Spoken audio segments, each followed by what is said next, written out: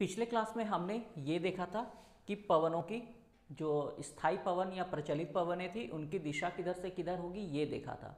और मैंने बताया था कि पवनों की दिशा ये नहीं होगी, इस पर कोरियोलिस बल और फेरेल का नियम लागू होता है, जिसके कारण इनकी दिशा ये नहीं होती है।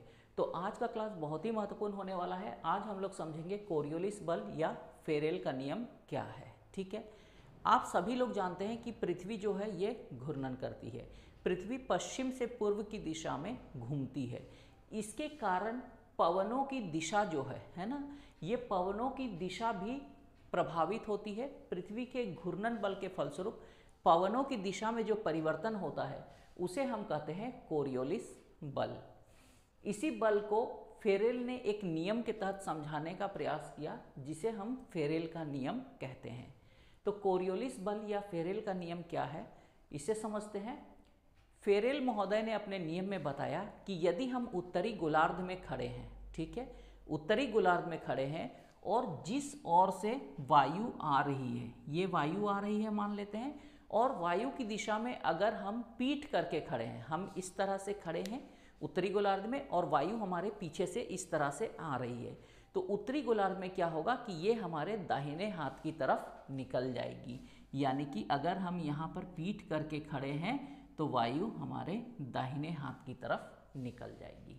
ठीक है, और यही चीज़ अगर हम दक्षिणी गोलार्ध में खड़े हैं, दक्षिणी गोलार्ध में हम इस तरह से खड़े हैं वायु की तरफ पीठ करके, तो वायु जो है ये हमारे बाएं हाथ की तरफ निकल जाएगी।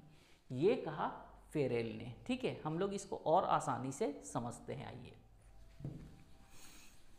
यानी पृथ्वी के घूर्णन का प्रभाव जो है ये पड़ता है वायु की, या सॉरी वायु नहीं, पवन की दिशा पर, और पवनें जो है ये अपनी मूल दिशा से विक्षेपित हो जाती है। ठीक है, और इसी विक्षेपन को हम कहते हैं कोरियोलिस प्रभाव या फेरेल का नियम।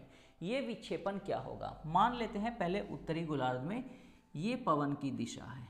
ठीक है, पवन की ये दिशा है। अब पृथ्वी क्या है, इस तरह से घूम रही है, तो पवन की दिशा एक्यूरेट में ये नहीं होगी। पवन अपनी मूल दिशा, पवन को यहाँ से यहाँ तक जाना था, देखिए पवन का डेस्टिनेशन यहाँ से यहाँ तक था। पवन जब चली तब ठीक है, लेकिन कुछ देर के बाद ये पृथ्वी का ये स्थान यहाँ नहीं रहेगा, ये क्या होगा, यहाँ पहुँच जाएगा। यानी अब ये पवन अपनी मूल दिशा बदल लेगी और ये हो जाएगा। यानी उत्तरी गोलार्ध में पवन जो है अपनी मूल दिशा से विक्षेपित हो गई, और किस दिशा में विक्षेपित हुई, तो दाहिनी ओर। ठीक है, उत्तरी गोलार्ध में पवन अपनी मूल दिशा से विक्षेपित होगी और अपने दाहिनी ओर थोड़ा सा मुड़ जाएगी। यहाँ पर इंपॉर्टेंट बात है दाहिनी ओर। ठीक है, अब कुछ पवनों की दिशा ये भी हो सकती है, अभी हम उत्तरी गोलार्ध में ही चल रहे हैं, समझिए।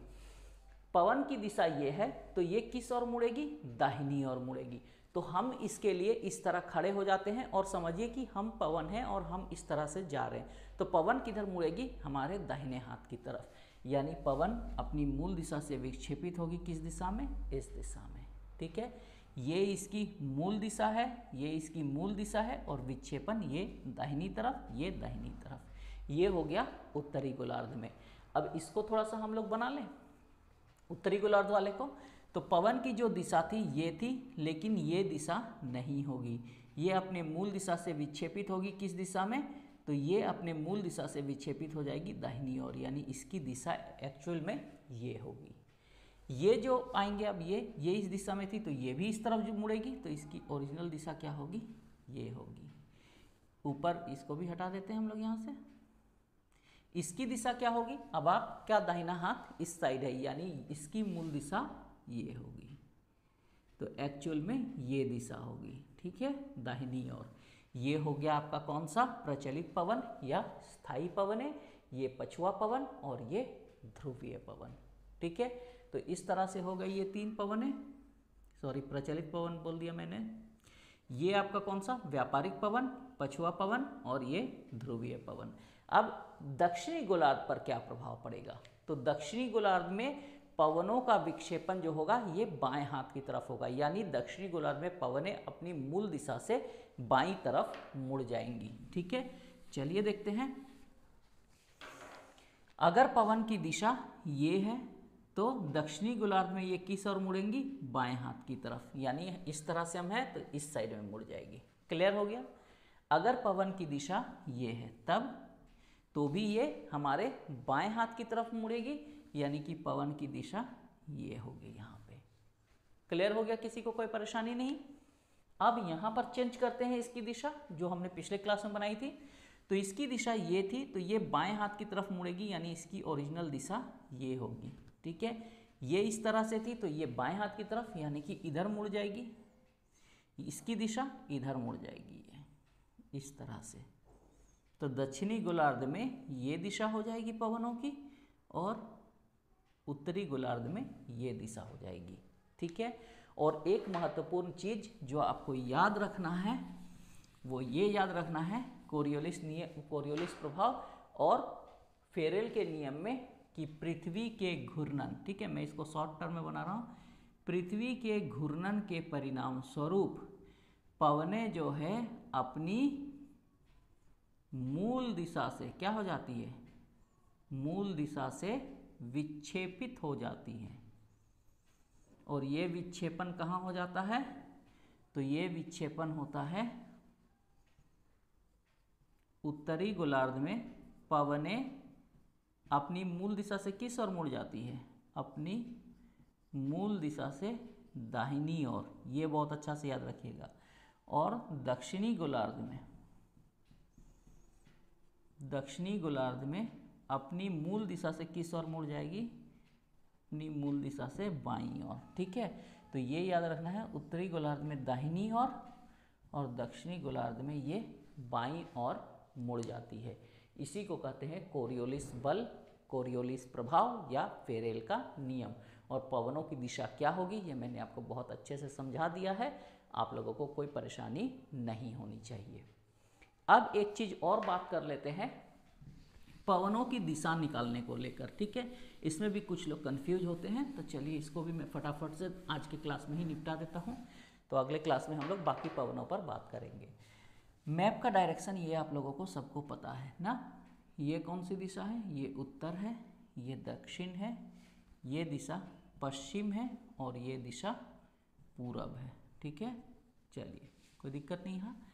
अब अगर हमसे पूछा जाए कि ये जो ट्रेड विंड्स है, व्यापारिक पवन, ये वाली, इसकी दिशा क्या है, तो इसकी दिशा को यहाँ पर बैठाइए। ये क्या है, तो इस पवन की दिशा है उत्तर पूर्व से दक्षिण पश्चिम। क्लियर है, उत्तर पूर्व से दक्षिण पश्चिम। अगर उत्तर से दक्षिण चल रही है तो कोई दिक्कत नहीं है, उत्तर से दक्षिण हो सकता है, दक्षिण से उत्तर हो सकता है, पूरब से पश्चिम हो सकता है या पश्चिम से पूरब हो सकता है। लेकिन इस तरह वाले में दिक्कत होता है, तो ये दोनों दिशा को और ये दोनों दिशा को लेंगे। ये पवन चल रही है उत्तर पूर्व से दक्षिण पश्चिम की तरफ। ठीक है, अब ले लेते हैं इसको, तो इसकी दिशा ऐसे है, ये इस दिशा से इस दिशा में चल रही है, यही है ना। तो इसकी दिशा क्या होगी, दक्षिण पश्चिम से उत्तर पूर्व की तरफ, दक्षिण पश्चिम से उत्तर पूर्व की तरफ। दक्षिण पश्चिम से ये चल रही है और जा रही है उत्तर पूर्व की दिशा में। आपका होमवर्क ये होगा कि आप लोग इसको सबको पवनों की दिशा को देखिए कि कौन सी पवन किस दिशा से किस दिशा में चल रही है। नेक्स्ट क्लास में हम लोग बात करेंगे जो मौसमी पवनें थी उन पर। तो आज के क्लास में इतना ही रखते हैं, मिलेंगे नेक्स्ट क्लास में। Till then thank you very much.